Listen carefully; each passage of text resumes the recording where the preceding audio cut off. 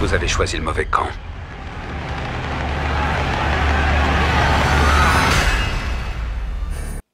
Tout le monde, et aujourd'hui nous nous retrouvons pour parler de Captain America Civil War qui est sorti il y a peu au cinéma. Et alors qu'est-ce que j'en ai pensé? Eh bien qu'est-ce que j'en ai pensé? Bravo. Effectivement, le film Captain America Civil War est une réussite de A à Z. Les frères Russo ont fait vraiment du bon travail, il n'y a rien à redire. Je pensais que ce serait un très bon film, mais de là à ce que ce soit aussi bien, franchement j'ai été agréablement surpris. Je m'attendais à un film sympathique dans la veine du second Avengers qui était sympathique mais sans plus. Mais je pensais pas qu'on serait au niveau équivalent, voire plus je pense en termes de message et de fond. Même si voilà, les Avengers premiers du nom posaient les bases, posaient les personnages et voilà, tapaient un grand coup dans la fourmilière, autant celui-là se pose davantage sur des questions, davantage d'enjeux, contrairement à ce que j'ai pu voir sur pas mal de critiques, où on dit qu'il manque d'enjeux. Si, il y a des enjeux personnels également, et ça c'est bien parce que le film est réaliste, on se base sur un plan humain, ce sont des personnages qui réagissent humainement, que ce soit Captain America, qui réagit par rapport à son ami Bucky, ou que ce soit Iron Man qui va avoir vraiment un lien personnel et pas seulement Rhodes qu'on voit dans la bande-annonce à qui il arrive quelque chose.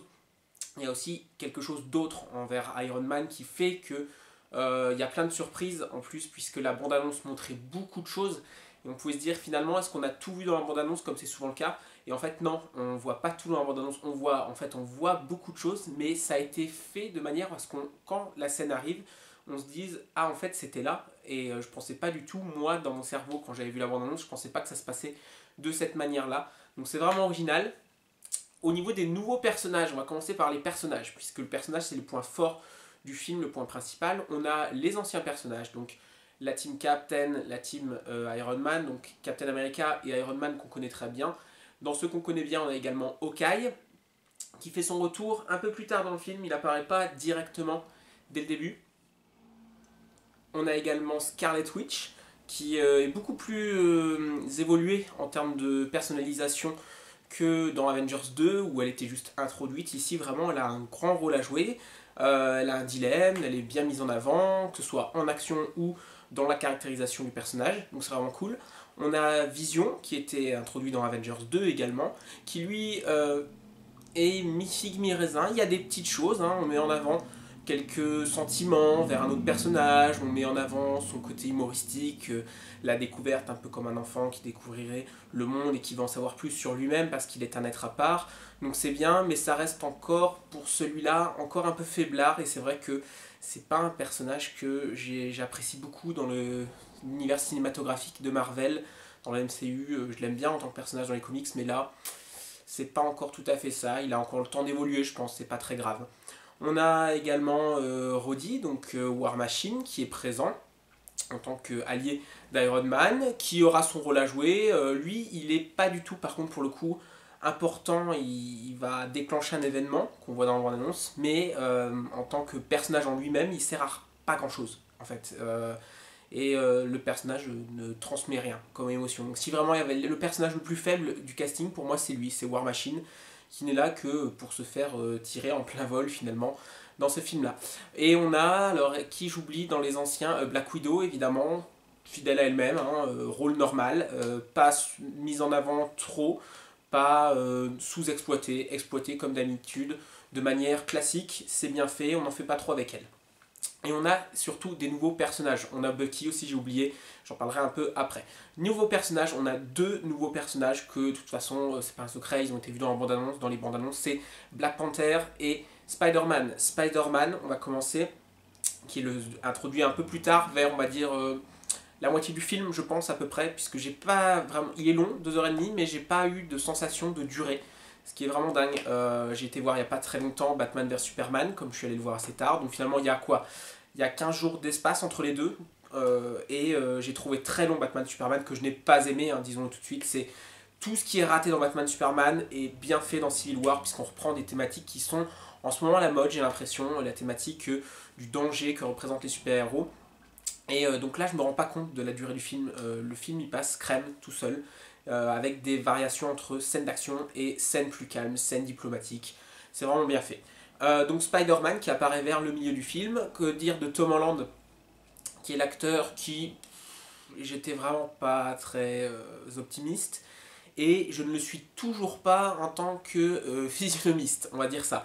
C'est-à-dire que, par exemple, moi j'ai pas une tête de Spider-Man, on est d'accord? Tom Holland n'a pas une tête de Peter Parker plutôt.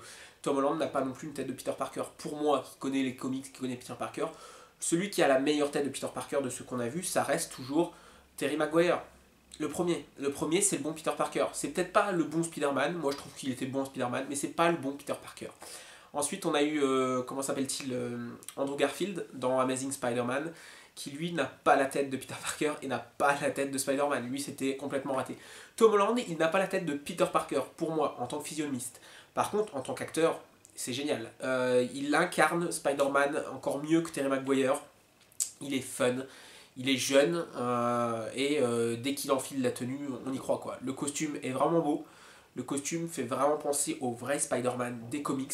C'est pas un aspect trop high-tech, etc. C'est vraiment le Spider-Man des comics. Et son entrée en scène en tant qu'action est magistrale. La scène de combat qu'on voit un peu dans la bande-annonce sur l'aéroport entre les deux teams, Team Cap et Team Iron Man qui combattent, où voilà quoi, ça explose, c'est beau, c'est bien fait.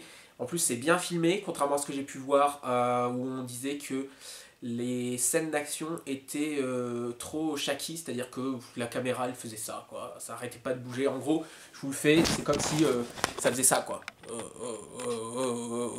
Bon, ça le fait, pour moi je trouve que la première scène effectivement fait ça. La première scène du film le fait, la première scène d'action. J'étais là, je fais, waouh, si c'est ça tout le film, effectivement, ça va être compliqué à suivre. Ça va nous faire Wolverine, le combat de l'immortel, version 2.0. Mais en fait, non. La première scène, je l'admets, est vraiment caméra qui arrête pas de bouger. Mais après, ça va. J'ai pas trouvé ce problème-là, notamment la scène de l'aéroport, la grande scène de bataille, la plus grosse scène d'action du film. Bah, elle va bien, elle est bien tournée, elle est bien chorégraphiée, c'est bien foutu. On passe d'un personnage à un autre, c'est vif, c'est dynamique. Les frères Rousseau, ils font bien le taf. Hein. Franchement, il n'y a rien à dire. Deuxième personnage, pour revenir au personnage, c'est Black Panther. Black Panther qui est la révélation du film, la révélation du Marvel Cinematic Universe, et donc j'ai envie de voir son film du coup, même si du coup, je sais pas s'il sera bien ce film, parce que le personnage me plaît, mais il me plaît dans ce cadre des Avengers en tout seul, un peu moins. Les films solo, en fait, je les aime moins maintenant, désormais. J'aime bien Captain America ou Winter Soldier parce que il y a des autres. J'aime bien Captain America Civil War parce que c'est un Avengers en fait, ça faut carrément là. J'aime pas Thor 2 parce qu'il est tout seul. J'aime pas Iron Man 3 parce qu'il est tout seul. Voilà. Et donc maintenant, des héros tout seuls, ça me plaît pas. Ils sont dans un univers et ils doivent être avec des autres pour moi. Alors après, pourquoi pas, peut-être que Black Panther aura quand même d'autres personnages. Au moins Bucky, ce serait pas mal, puisqu'il se passe quelque chose entre lui et Bucky. C'est un peu le fil directeur, c'est-à-dire que Black Panther veut venger son père et veut tuer Bucky. Il veut pas l'arrêter, il veut tuer Bucky. C'est pour ça qu'on voit plein de scènes où ils sont en train de se battre dans la bande-annonce parce que c'est un peu le fil directeur. Et pour le reste, bah, l'histoire est bien. Un savant mélange entre le comic Civil War qu'on ne peut pas adapter de toute manière correctement puisque c'est trop compliqué. Même si Marvel Studios avait les droits de tous les personnages, il n'y a pas moyen quoi. On peut pas faire un film de... Là pourtant il dure déjà 2h30. Un film de 2h30 avec 500 personnages qui se foutent sur la gueule. Non, on peut pas. De toute façon, ils ont pas les X-Men, ils ont pas plein de choses, ils ont pas les 4 Fantastiques qui avaient un rôle important, donc il n'y a pas moyen, on peut pas le faire. Donc finalement, ils ont bien trouvé le lien entre le fait que effectivement les super-héros apportent du chaos, apportent du danger. C'était un peu une thématique aussi soulevée par Age of Ultron, mais mal faite. Et à côté de ça, on a des enjeux personnels entre Captain America, lié à Bucky, le Winter Soldier, et Iron Man, qui lui se place d'un point de vue personnel parce qu'il a rencontré la mère d'un enfant qui est mort en Sokovie. et par la faute des Avengers. Donc finalement, et puis il y aura d'autres choses après, comme je vous le disais un peu plus tôt. Donc c'est bien, ils réagissent humainement, chacun réagit à sa manière. Alors j'ai vu aussi des critiques comme quoi Captain America, du coup, il était égocentrique et il jouait pas son rôle. Si, il le joue bien. Et d'ailleurs, ce qui le montre bien, c'est la scène de l'enterrement d'un personnage où Sharon Carter fait le discours où elle explique que sa tante disait que il faut, même si tout le monde te dit que tu as tort et que tu es sûr que c'est le bon chemin, que c'est la justice, eh bien continue. Et Captain America, c'est ça. C'est tout le monde lui dit qu'il a tort, il sait qu'il a raison, il sait que ce sera dur et il y va. Donc pour moi, celui qui a raison de A à Z, c'est Captain America. On peut dire ce qu'on veut. Et d'ailleurs, le film nous montre bien quand Iron Man se rend compte à la fin qu'il a foiré son coup, qu'il a fait l'alliance avec Ross qui est un enfoiré. Ross, voilà, Ross c'est un enfoiré. Avec Hulk, c'est un enfoiré. Et Ross, on en parle des dégâts qu'il fait lui. Non, donc voilà. Et puis, le seul point dommage, alors moi je trouve ça dommage, mais en fait c'est une philosophie, c'est moi qui trouve ça dommage, parce qu'en vrai, dans la vraie vie, c'est ça. Dans le monde d'aujourd'hui, c'est ça. On va blâmer des gens qui ont fait du bien, qui ont sauvé des gens, parce qu'il y a des victimes. Parce que ben, c'est des bisounours qui pensent que on peut sauver tout le monde. On peut pas. Voilà, faut être réaliste. Et ce film, je l'aime bien parce qu'en plus, il est réaliste. Les Avengers, ils auraient pu le dire d'ailleurs. Hein, ils se laissent faire parce qu'ils sont tellement gentils. Pour dire, écoutez, vous êtes bien gentils, ok, il y a eu des milliers de morts. Mais si on n'était pas là, il y aurait plus de terre. D'accord? À la place, vous auriez Loki sur un trône en train de vous réduire en esclavage, au mieux. Ou alors une planète détruite. Ou alors un robot qui aurait envahi le monde. Alors, certes, le robot a été créé par Tony Stark, c'est un fait, mais au moins ils l'ont arrêté. Et puis on nous balance aussi Winter Soldier. Bah oui, si vous voulez que le Shield des nazis contrôle le monde, pourquoi pas. Dans ce cas-là, les Avengers n'intéressaient pas. Et c'est vrai que c'est une problématique actuelle qu'on voit dans les procès, dans les choses, où le fait que ben, on veut pas sauver des gens au prix d'autres, mais on peut pas sauver tout le monde. Voilà, on fait de notre mieux, et parfois on peut pas. Voilà, imaginez-vous, vous vous retrouvez devant un accident, il y a deux personnes à sauver, vous allez essayer de sauver les deux, vous arriverez à en sauver une et pas la deuxième. On va vous dire que vous êtes dangereux parce que vous avez sauvé qu'une personne sur les deux. Vous avez fait un mort. Mais oui, mais vous en avez sauvé une et vous avez fait ce que vous pouvez.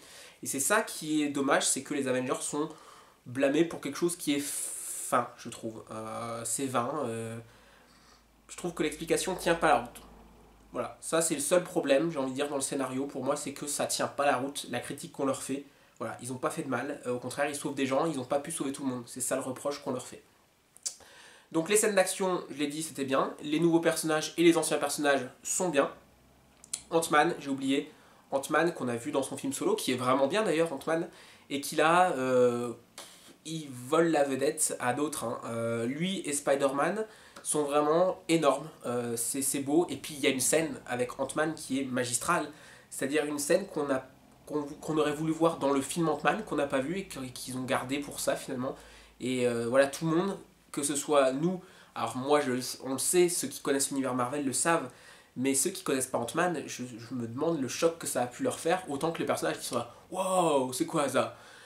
Donc c'est vraiment énorme. Et puis Bucky qui est magistral. J'adore ce personnage du soldat de l'hiver. J'espère qu'un jour, peut-être, il deviendra Captain America. Puisque là, je vais spoiler, mais Captain America ne mourra pas à la fin, contrairement aux comics. Il n'y aura pas de mort non plus du côté d'Iron Man, en fait. Tout va bien. Il n'y a pas de mort, voilà. Il y a des blessés, mais il n'y a pas de mort. Donc c'est plutôt timide, mais assez prévisible. Pour moi, je pensais pas qu'il y aurait de mort de toute façon à la fin. Je m'y attendais. Et il y a un méchant, quand même, dans ce film. Il y a un méchant qui est le Baron Zemo. Moi, je l'appelle le Baron Zemo parce qu'il s'appelle Zemo. Hein, donc je pense que de toute façon, c'est le Baron Zemo dont on parle. Et par contre, lui, il est bizarre. Et ça aussi, c'est le deuxième point négatif, si on veut en trouver des points négatifs dans le récit. C'est le fait qu'on a un méchant qui met tout en œuvre pour que Bucky tue des gens, qu'on l'accuse, etc. Qui veut détruire les Avengers, qui fait exploser des trucs dans le monde. Et au final, il a accès à 5 autres soldats de l'hiver.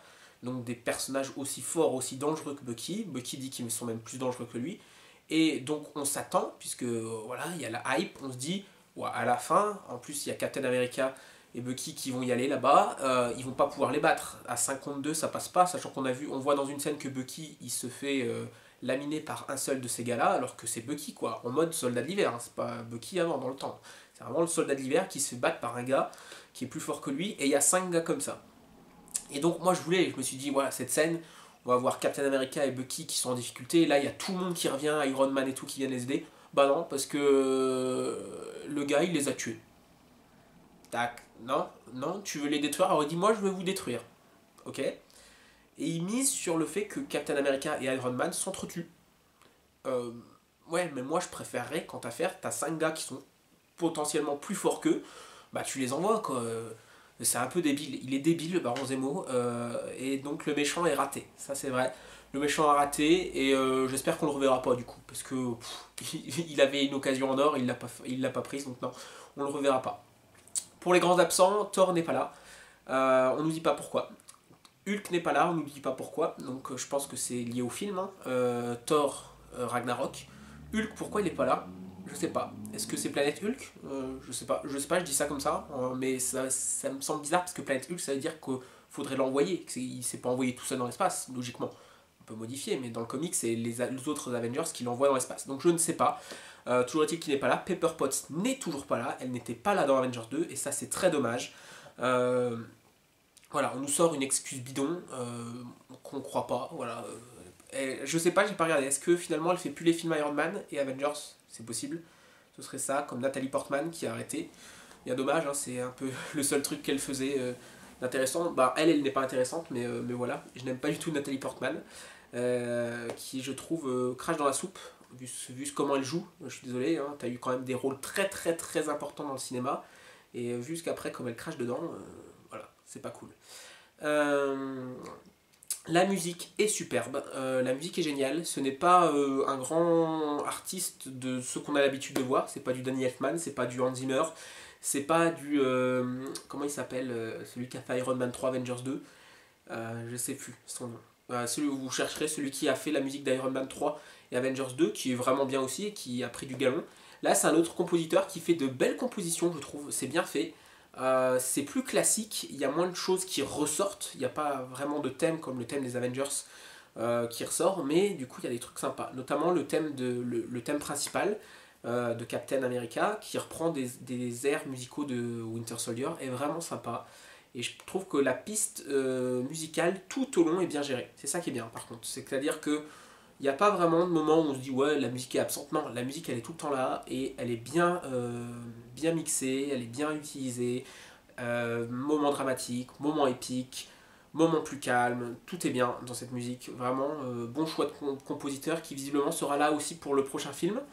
Et les frères Rousseau également seraient à l'écriture d'Avengers Infinity War, et ça c'est très bien, parce que, alors je sais pas, hein, c'est ce que j'ai lu, pendant un moment on parlait de le monsieur qui fait Guardians of the Galaxy, les Gardiens de la Galaxie, que je n'aime pas. Voilà, je trouve qu'il y a une hype complètement dingue sur ce film qui finalement n'est rien. Il n'est rien ce film, les Gardiens de la Galaxie, il n'y a rien. C'est pas un space opéra, non, c'est rien, c'est ringard. Les Gardiens de la Galaxie, c'est ringard, c'est du sous-Avengers, c'est nul. Et le fait de les voir déjà m'énerve déjà. J'irai pas voir Guardians de la Galaxie 2, je vais boycotter ce film là. Et sachant qu'ils seront dans Infinity War, ils servent à rien ces gars là. Voilà, je suis désolé. C'est mon avis, ça n'engage que moi, mais je tenais à le dire parce que je sais que Guardians of the Galaxy, tout le monde encense ce film qui n'a rien de bien pour moi. Je comprends pas, hein, je comprends pas, et on est plusieurs à pas comprendre. J'ai des amis aussi qui comprennent pas pourquoi les gens apprécient ce film-là, quoi. Donc voilà. Et puis, qu'est-ce que je pourrais dire? Donc j'ai parlé des scènes d'action, j'ai parlé des personnages, j'ai parlé de la musique. Je pense qu'on a fait le tour finalement. Scène post-générique. Scène post-générique, il y en a deux scènes post-génériques. La première avec Black Panther, qui nous annonce un film Black Panther, logique. Elle est bien sans plus, je trouve. Elle est pas mal. Elle sert pas à grand chose, je trouve. On a vu mieux, on a vu pire, on a vu bien pire dans la phase 2 notamment. Et la deuxième, c'est Spider-Man, celle-là beaucoup mieux, beaucoup plus sympathique, parce qu'elle nous annonce le film Spider-Man, et elle est drôle en plus, c'est ça qui est bien, c'est que c'est drôle et annonce un film en même temps. C'est le bon compromis, un peu comme Deadpool, où on annonçait une suite, mais de manière humoristique. Là c'est pareil, donc Spider-Man qui explique à sa tante May, vous découvrirez qui est tante May, c'est assez drôle, la tante May ça m'a choqué personnellement, mais c'est drôle. Et puis, autre scène qui m'a choqué, scène classique du cinéma, le baiser entre Sharon Carter et Captain America. Quand j'ai J'ai vu le truc, je me dis non, c'est pas possible. Parce que déjà, quand on le voit venir, c'est choquant, mais là, on le voit pas venir, c'est-à-dire que c'est comme ça. Et on est là, on dit hein, quoi. Alors après, on nous annonce qu'il a mis du temps, Captain America, donc visiblement entre Winter Soldier et celui-ci, il y a eu du temps et des choses qui se sont passées. Donc on nous explique un peu, et heureusement, parce que le choc est quand même là, j'étais pas bien content, il y a la scène qui est désamorcée tout de suite après par le Faucon et Bucky qui sont dans une voiture juste à côté et qui sont en mode bien joué frère. Vraiment, là, tout le monde, la salle a rigolé, c'était vraiment un moment sympa. Donc voilà, il y a de tout, il y a de l'humour, il y a de l'action, il y a beaucoup de choses à dire, je me suis un peu étalé dans cette critique parce qu'il est tellement riche ce film, tellement bien, voilà, bien, c'est bien. C'est un bon film qui est aussi bon qu'Avengers, premier du nom, voire peut-être plus selon vos goûts, et qui est le meilleur film voilà, depuis bien longtemps des Marvel, et bien mieux que Batman vs Superman. Voilà pour mon avis. Si vous avez des questions dans les commentaires, n'hésitez pas à les poser, j'y répondrai parce que c'est un peu dur de faire tout court, de condenser, sachant que je l'ai vu hier le film, donc voilà, j'essaye de faire à chaud, c'est pas forcément très structuré. Donc si vous avez des questions précises sur le film, si vous voulez savoir des choses, bah, n'hésitez pas à demander. D'ici là, on se retrouvera pour une nouvelle vidéo. Portez-vous bien et je vous dis ciao.